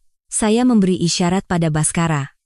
Dia membuka tasnya dan mengeluarkan dokumen berstempel merah dari Direktorat Jenderal Pajak. Ini adalah surat keputusan penetapan tersangka atas Pramono Konstruksi atas tuduhan penggelapan pajak. Total pajak yang digelapkan melalui faktur fiktif mencapai 500 miliar rupiah. Aparat penegak hukum sudah punya cukup bukti bahwa Anda membeli faktur fiktif dari sistem perusahaan cangkang keluarga Clara. Bagas langsung bangkit duduk, melupakan rasa sakit di tangannya. Bukan aku sendiri. Itu semua suruhan Clara, aku hanya menandatangani. Menandatangani berarti Anda yang bertanggung jawab secara hukum, jawab saya dingin. Clara sangat licik. Dia tidak mencantumkan namanya di dokumen perusahaanmu. Semua tanda tangan dan stempel adalah milikmu, Direktur Bagas Pramono. Menurutmu, pengadilan akan percaya pada kesaksianmu yang terlilit utang, atau pada tulisan hitam di atas kertas putih? Bagas gemetar, keringatnya mengucur deras. Dia sadar dirinya berada di ambang pintu penjara. Penggelapan pajak sebesar ini hukumannya minimal 10 tahun, maksimal seumur hidup. Ayo, selamatkan aku. Bagas kembali ke kebiasaan lamanya, turun dari tempat tidur dan berlutut di depan saya. Kau seorang CFO, kau paham hukum. Tolong selamatkan aku. Aku tidak mau masuk penjara. Aku masih punya orang tua yang sudah sepuh, saya menatapnya tanpa emosi. Aku sudah memberimu kesempatan saat aku melunasi utang bankmu dengan aset dan melepaskanmu dari tuntutan penggelapan dalam jabatan. Tapi keserakahanmu dan Clara terlalu besar. Kalian sudah terlalu jauh. Masih ada cara, Baskara tiba-tiba maju, berperan sebagai orang baik dalam drama ini. Jika kau bekerja sama dengan penyidik, mengakui semuanya dengan jujur, dan memberikan bukti tentang dalang utamanya, mungkin kau bisa mendapat keringanan hukuman. Bagas seperti orang tenggelam yang meraih sedotan. Dia menoleh ke Baskara, mengangguk berkali-kali. Aku akan mengaku. Aku akan ceritakan semuanya. Aku punya buku catatan kecil yang berisi semua catatan pembagian uang dengan Clara. Dia yang menyuruhku mencatatnya untuk dicocokkan nanti. Buku itu kusembunyikan di bawah brankas di rumah orang tuaku di desa. Saya dan Baskara saling pandang. Inilah yang kami butuhkan. Buku catatan itu akan menjadi paku terakhir di peti mati Clara. Bagus sekali, saya bangkit. Kau istirahat saja di sini. Sebentar lagi penyidik akan datang untuk mengambil keterangan. Jangan lupa, pengakuan jujur adalah satu-satunya jalan keluarmu. Kami meninggalkan ruang perawatan. Bagas terduduk di lantai, tatapannya kosong. Dia pikir hidupnya sudah berakhir, tapi setidaknya masih ada kesempatan untuk menyeret Clara ke lumpur bersamanya. Saat keluar ke koridor, Baskara memegang tangan saya dan meremasnya pelan. Hebat. Sekali dayung dua pulau terlampaui. Membereskan Bagas sambil mendapatkan bukti untuk memenjarakan Clara. Semua berkat kerja sama akting Anda, saya menarik tangan dan merapikan rambut. Sekarang, kita harus mengambil buku catatan itu sebelum Clara mencium bahaya. Di luar, hujan sudah reda. Pelangi samar muncul di cakrawala. Saya menghirup dalam-dalam udara segar sehabis hujan. Perang ini akan segera berakhir. Saya dan Baskara meninggalkan rumah sakit malam itu juga. Baskara menawarkan agar sopir yang mengemudi, tapi saya menolak. Saya ingin mengemudi sendiri. Sensasi mengendalikan mobil yang melaju di malam hari menenangkan pikiran saya. Maybach melaju kencang di jalan tol menuju arah barat, ke kampung halaman Bagas. Kampung halaman Bagas terletak di sebuah kabupaten kecil di Jawa Tengah, dikelilingi oleh kebun buah yang subur. Sudah 3 tahun saya tidak ke sini. Terakhir kali adalah saat acara tahlilan kakek Bagas. Waktu itu, saya masih menjadi istri yang berbakti, sibuk di dapur memasak untuk seluruh kerabat. Apa yang kau pikirkan? Baskara memecah keheningan di mobil. Saya sedang memikirkan orang tua Bagas, jawab saya jujur. Mereka petani lugu, seumur hidup membanting tulang di sawah. Mereka sangat menyayangi saya. Pasti sangat terpukul jika tahu putra mereka menjadi seperti ini, dan orang yang memenjarakannya adalah menantu yang pernah mereka sayangi. Baskara menghela napas, menatap kegelapan pekat di luar jendela. Itulah tragedi keserakahan. Bagas yang memilih jalan ini, dia yang harus bertanggung jawab. Dan kau melakukan hal yang benar. Jika Bagas dan Clara terus dibiarkan, berapa banyak lagi keluarga yang akan hancur karena uang kotor mereka? Saya mengangguk, tapi hati saya tetap berat. Keadilan terkadang memang kejam. Pukul 3 dini hari, mobil kami berhenti di depan gerbang sebuah rumah 3 kamar dengan genteng merah yang familiar. Gerbang besinya sudah berkarat, dan tanaman bougainville di depan teras masih mekar lebat di bawah cahaya lampu jalan kuning. Saya turun dari mobil, hawa dingin malam meresap ke kulit. Anjing di halaman menggonggong. Tak lama kemudian, lampu di dalam rumah menyala dan pintu kayu terbuka. Ayah Bagas. Pak Karto, keluar mengenakan piyama usang, memegang senter. Siapa? Suaranya serak karena baru bangun tidur. Bapak. Ini Ayu, kata saya. Pak Karto menyipitkan mata, lalu berseru. Loh, Nduk Ayu, kenapa malam-malam begini?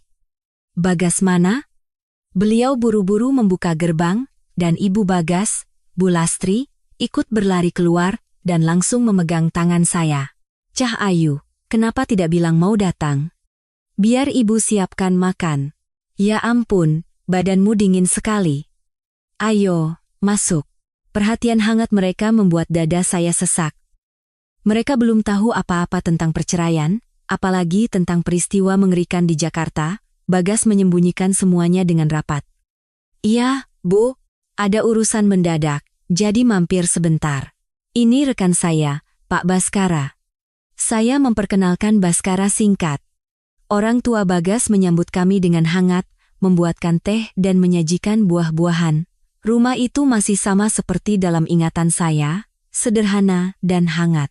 Di dinding, masih tergantung foto pernikahan saya dan Bagas. Senyum cerah kami berdua hari itu terlihat sangat getir sekarang. Bapak Ibu, saya meletakkan cangkir teh, menarik napas dalam-dalam untuk mengumpulkan keberanian. Maaf, kedatangan saya hari ini bukan untuk menengok Bapak dan Ibu. Saya datang untuk mengambil barang yang disembunyikan Bagas di brankas Bapak. Pak Karto terkejut. Bagas menyembunyikan apa? Katanya di brankas itu, hanya ada surat-surat tanah. Dia menyembunyikan bukti kejahatannya. Pak, saya tidak berbelit-belit. Bagas terlibat bisnis ilegal, penggelapan pajak, dan pencucian uang. Sekarang sedang diselidiki polisi, dan kalau saya tidak mengambil bukti ini agar dia bisa menyerahkan diri dan mendapat keringanan, Bagas bisa membusuk di penjara seumur hidup. Cangkir teh di tangan Bu Lastri jatuh dan pecah berkeping-keping. Dengan tangan gemetar, beliau berpegangan pada tepi meja. Apa maksudmu, Nduk? Bagas kan anak baik, dia sudah berubah, Bu. Dia termakan omongan orang jahat, matanya buta karena serakah. Percayalah, saat ini hanya saya yang bisa menolongnya. Pak Karto menatap saya tajam. Di mata tuanya yang redup, terpancar penderitaan yang luar biasa. Dia mengerti saya, dan tahu saya tidak pernah berbohong. Tanpa berkata apa-apa, beliau bangkit dan masuk ke kamar tidur utama. Sesaat kemudian, beliau kembali sambil meletakkan sebuah kotak kayu kecil di atas meja.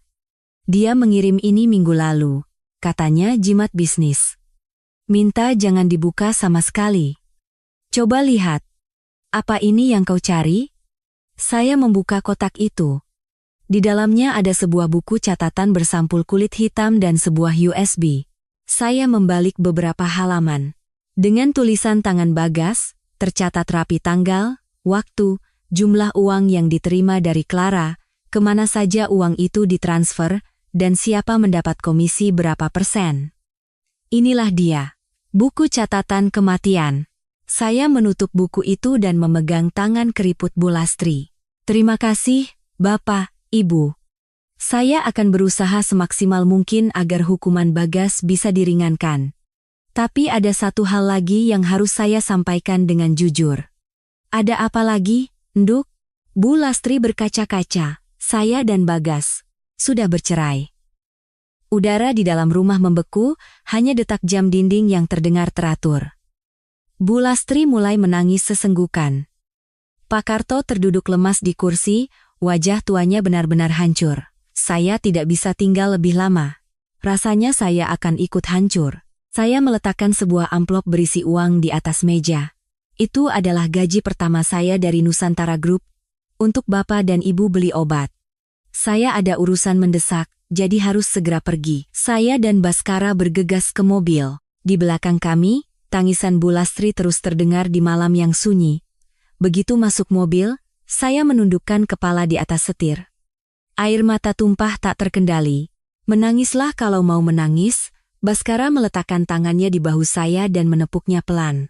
Setelah menangis, kau akan merasa lebih lega. Kau sudah melakukan semua yang kau bisa. Saya menangis sejadi-jadinya. Menangisi 10 tahun pernikahan yang hancur berkeping-keping, mengasihani 2 orang tua tak berdosa, dan meratapi kepolosan saya yang telah mati. Saat fajar mulai menyingsing di ufuk timur, saya menyeka air mata dan menyalakan mesin mobil. Kita kembali. Masih ada urusan penting dengan polisi. Clara tidak akan pernah bisa lolos. Senin pukul 8 pagi, markas Nusantara Group dikepung puluhan mobil polisi dan wartawan. Berita tentang kasus pencucian uang triliunan rupiah sudah mengguncang dunia keuangan. Tentu saja, ada andil permainan media dari Baskara di sini. Saya dan Baskara duduk di ruang direktur utama, mengamati situasi melalui layar kamera keamanan. Kau sudah menyerahkan buku catatan dan USB itu ke penyidik? Baskara bertanya pada pengacara perusahaannya lewat telepon. Sudah diserahkan semua jam 6 pagi tadi, Pak.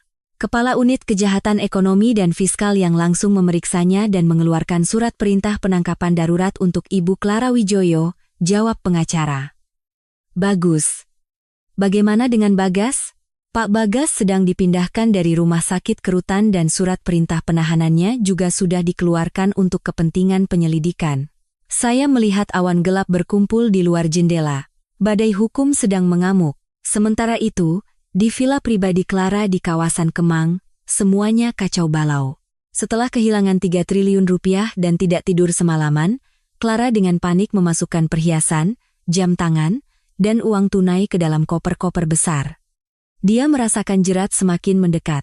Karena transfer via bank tidak mungkin, dia memutuskan untuk menjalankan rencana B, melarikan diri ke Kamboja melalui jalur tikus, lalu terbang ke Eropa. Dia sudah menyewa seorang calo seharga $50.000 untuk itu. Cepat, cepat, teriak Clara pada asisten rumah tangganya. Tinggalkan tas-tas Hermes itu. Ambil berliannya saja. Bel pintu berdering nyaring. Clara terkejut hingga menjatuhkan cincin berliannya.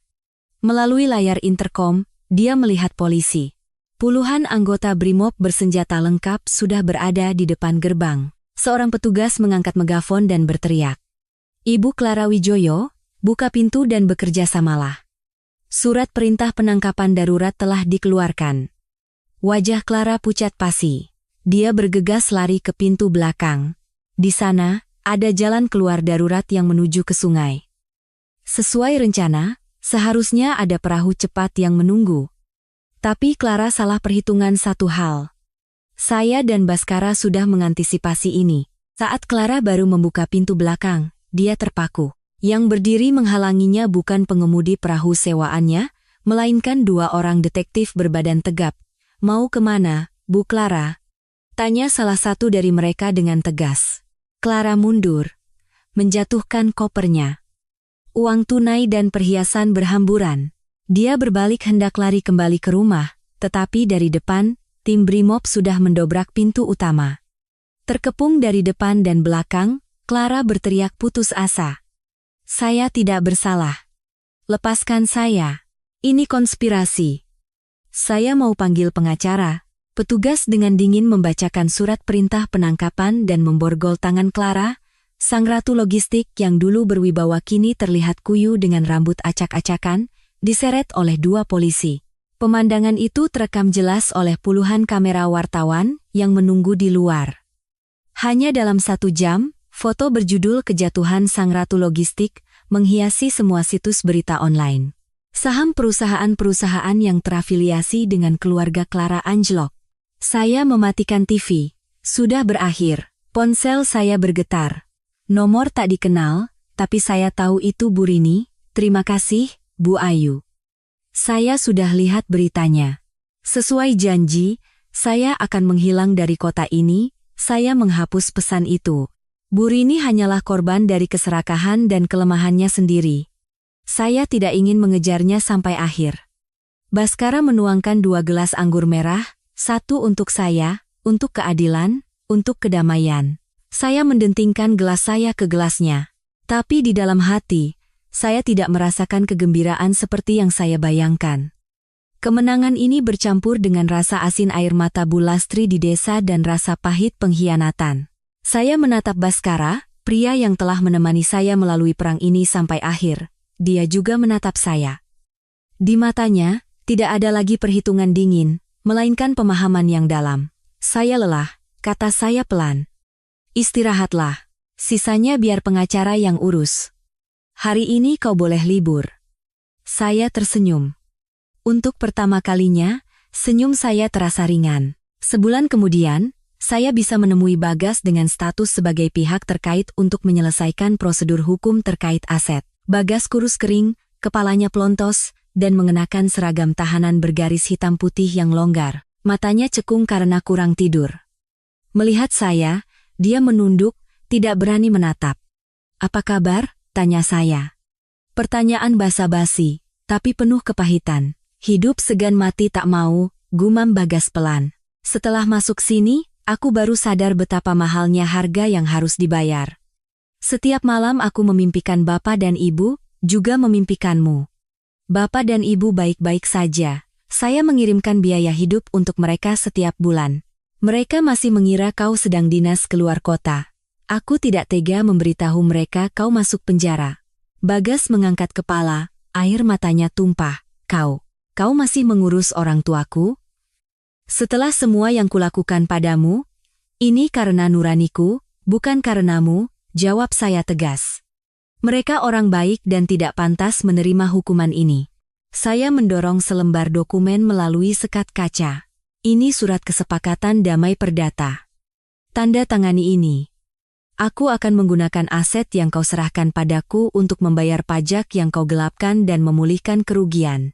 Dengan begitu, itu bisa menjadi alasan yang meringankan dan hukumanmu bisa berkurang dari 15 tahun menjadi 7 atau 8 tahun, Bagas mengambil pena dengan tangan gemetar. Dia menatap saya tajam. Kenapa?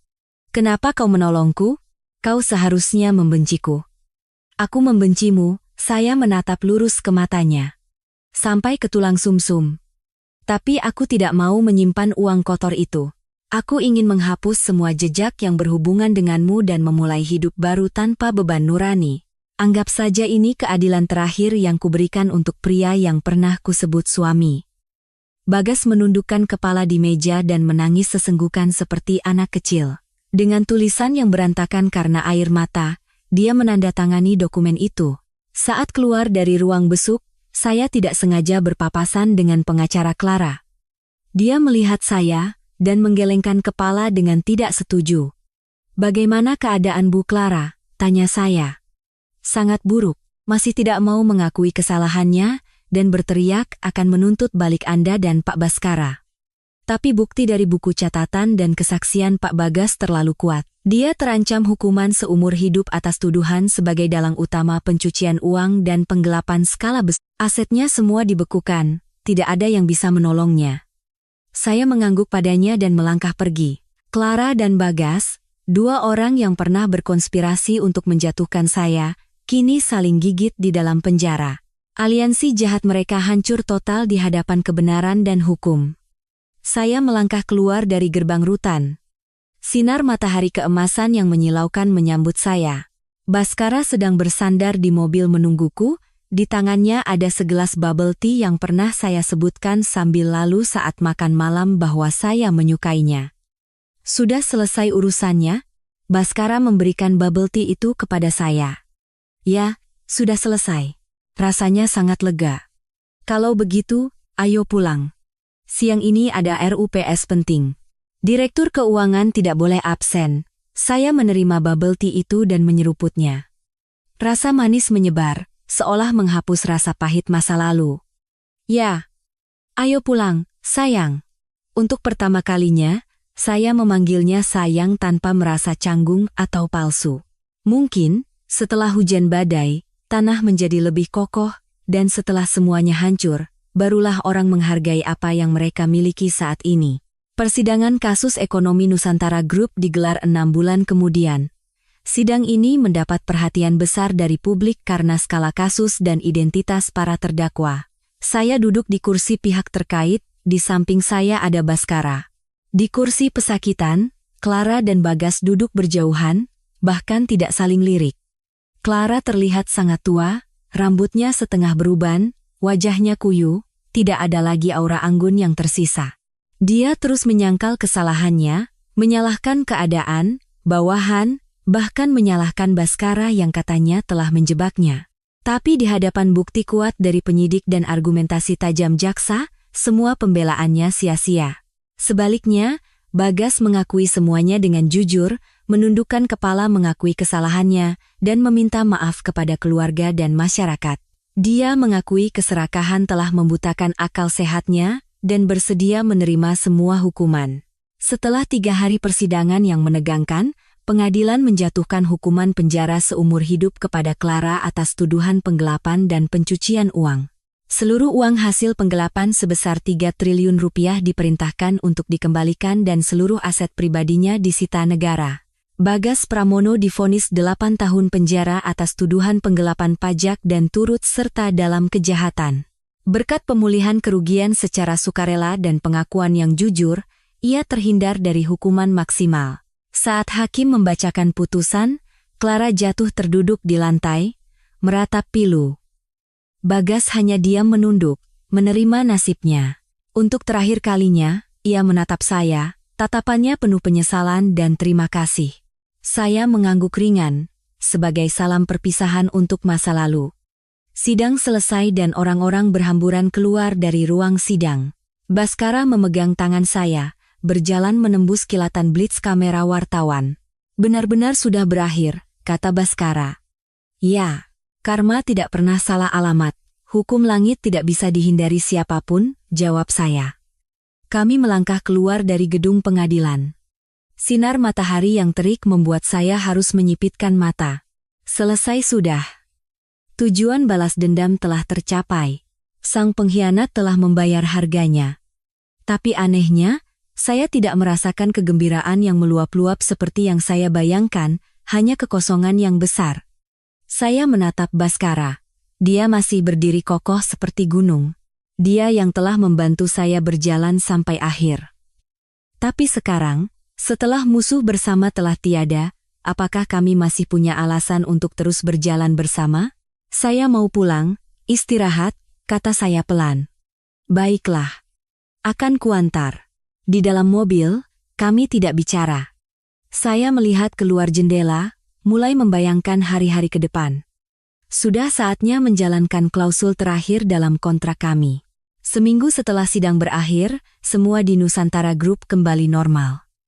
Pagi itu saya habiskan untuk merapikan dokumen keuangan dan menyerahkan prosedur kontrol internal kepada bawahan saya. Semuanya tertata rapi dan jelas, sesuai cara kerja saya. Saat jam makan siang, saya membuka laci meja dan mengeluarkan amplop putih yang sudah saya siapkan semalam. Di dalamnya, ada surat permohonan cerai yang sudah saya tanda tangani. Saya menarik napas dalam-dalam. Inilah yang telah kami sepakati sejak awal. Pernikahan ini didasarkan pada keuntungan, untuk tujuan bersama menjatuhkan Clara. Sekarang tujuan telah tercapai, tidak ada alasan bagi saya untuk terus mengikat Baskara. Dia pria yang luar biasa, dan pantas mendapatkan istri yang datang padanya karena cinta murni, bukan karena kontrak balas dendam. Saya menuju kantor Baskara, dia sedang rapat virtual dengan mitra dari luar negeri. Melihat saya masuk, dia memberi isyarat agar saya duduk dan menunggu. Saya duduk di sofa yang sudah akrab, diam-diam mengamati cara kerjanya. Konsentrasinya, ketegasan dalam setiap kata, tatapan matanya yang tajam, semua itu sudah menjadi begitu familiar bagi saya. Saya sadar betapa saya akan merindukannya. 15 menit kemudian, Baskara menyelesaikan rapatnya. Dia menghampiri saya dan tersenyum. Ada apa? Tumben Direktur Keuangan datang mencariku. Apa ada lagi yang menggelapkan dana perusahaan? Saya tidak tertawa. Saya meletakkan amplop putih itu di atas meja kopi dan mendorongnya pelan ke arahnya. Bukan. Saya datang untuk memutus kontrak. Senyum di bibir Baskara lenyap. Dia menatap amplop itu, lalu kembali menatap saya. Tatapannya menjadi gelap. Apa ini? Surat cerai, jawab saya dengan jelas, berusaha agar suara saya tidak bergetar. Kita sudah berjanji. Setelah semua selesai, aku akan mengembalikan kebebasanmu. Clara sudah di penjara, perusahaan sudah stabil, tugasku sudah selesai. Baskara mengambil amplop itu, tetapi tidak membukanya. Dia memutar-mutarnya di tangan, ekspresinya sulit ditebak. Kau benar-benar mau pergi? Ya. Aku tidak mau memanfaatkan kebaikanmu lagi. Aku sudah mengumpulkan cukup aset untuk hidup nyaman seumur hidup. Aku ingin menemukan diriku sendiri. Menemukan dirimu sendiri? Baskara tertawa sinis. Atau melarikan diri? Aku tidak melarikan diri. Aku hanya menepati janji. Kau seorang pebisnis, kau paling tahu pentingnya kredibilitas. Saya bangkit. Saya tidak berani menatap matanya lebih lama lagi. Barang-barangku di villa sudah kurapikan. Terima kasih atas semua yang telah kau lakukan untukku. Selamat tinggal. Saya berbalik dan berjalan. Setiap langkah terasa seberat ribuan ton. Saya menunggu dia menahan saya, mengatakan sesuatu, tapi di belakang saya hanya ada keheningan yang menakutkan. Saya keluar dari kantornya, menutup pintu, dan air mata mulai jatuh. Benarkah berakhir seperti ini? Saya kembali ke apartemen lama saya, yang saya beli kembali dengan menjual sebagian aset yang saya dapat dari Bagas. Ruangan yang kosong terasa dingin dan sepi. Saya duduk termangu di sofa, hanya menatap layar ponsel, berharap ada pesan atau telepon masuk. Tapi tidak ada, Baskara tidak menelepon. 1 hari, 2 hari, dan 3 hari berlalu.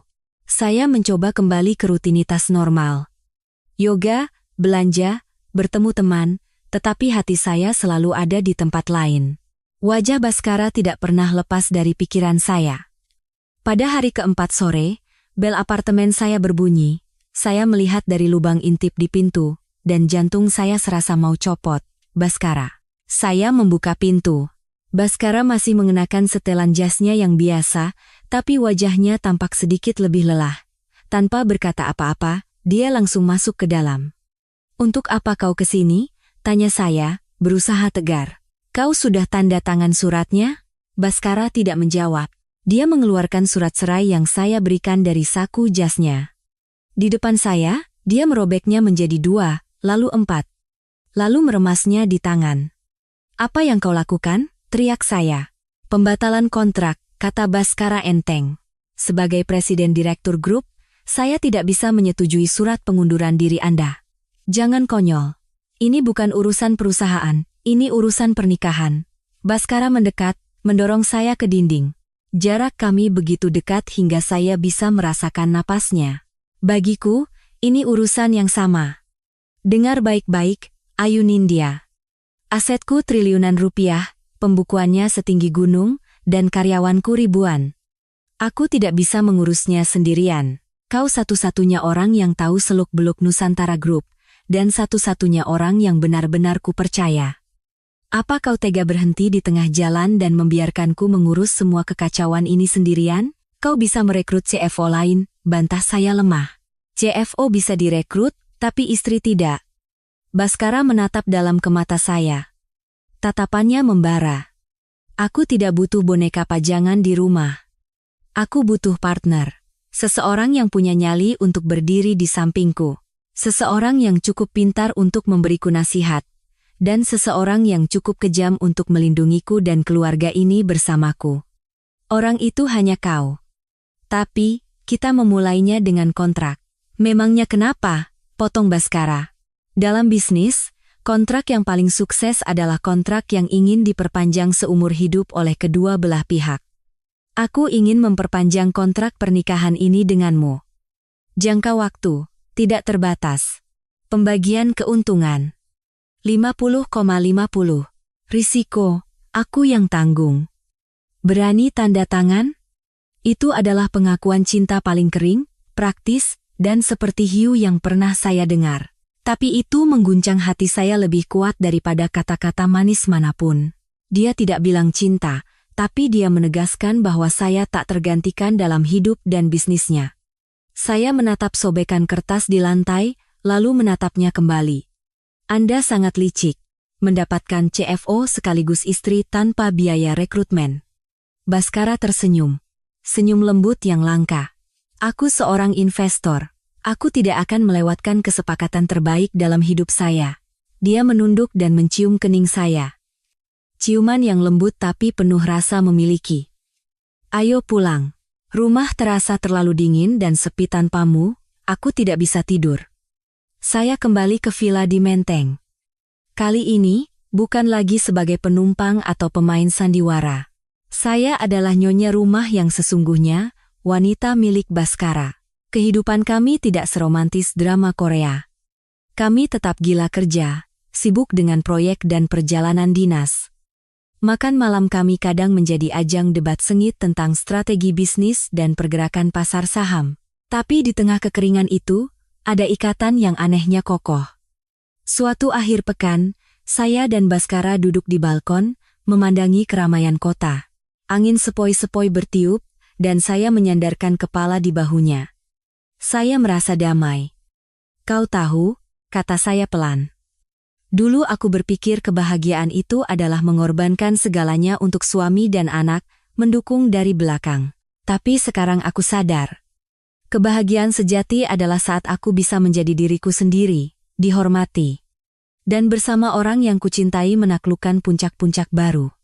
Baskara merangkul bahu saya. Kau mengajariku bahwa wanita bukan kaum yang lemah. Kau adalah pejuang terbaik yang pernah kutemui. Terima kasih sudah muncul di kafe hari itu. Terima kasih sudah menandatangani kontrak gilaku. Terima kasih karena tidak menandatangani surat ceraiku. Saya tertawa. Tidak akan, Baskara mencium rambut saya. Aku ini hiu. Sekali menggigit, tidak akan pernah kulepaskan. Ponsel Baskara berdering. Dia meliriknya, lalu tersenyum. Laporan keuangan kuartal ini. Laba naik 30%. Semua berkat istriku. Lalu, apa hadiah untukku? Goda saya. Aku akan memberikan seluruh hidupku sebagai hadiah. Saya tertawa bahagia. Masa lalu yang menyakitkan telah jauh berlalu. Bagas dan Clara sedang menebus kesalahan mereka di penjara. Dan saya, menggenggam kebahagiaan saya sendiri. Kebahagiaan realistis yang dibangun di atas logika, keberanian, dan cinta yang dewasa. Kontrak pernikahan triliunan rupiah di masa lalu kini telah menjadi janji seumur hidup dan menjadi transaksi paling sukses yang untungnya datang kepada kami berdua. Para pemirsa, kisah Ayu, dari seorang istri yang dikhianati hingga menjadi Nyonya Nusantara Group, adalah sebuah deklarasi tegas tentang nilai diri seorang wanita. Melalui akhir kisah Bagas dan Clara, kita menyadari bahwa tipu muslihat dan keserakahan mungkin membawa keuntungan sesaat, tetapi pengetahuan dan keberanian adalah asuransi seumur hidup untuk kebahagiaan. Kebahagiaan utuh yang akhirnya didapat Ayu adalah bukti paling jelas bahwa ketika seorang wanita berhenti berkorban secara buta, menghargai nilainya sendiri, dan menjadi cukup kuat untuk berdiri setara dengan pasangan hidupnya baik dalam cinta maupun bisnis, barulah ia akan menemukan cinta dan kedamaian sejati. Terima kasih telah menyaksikan.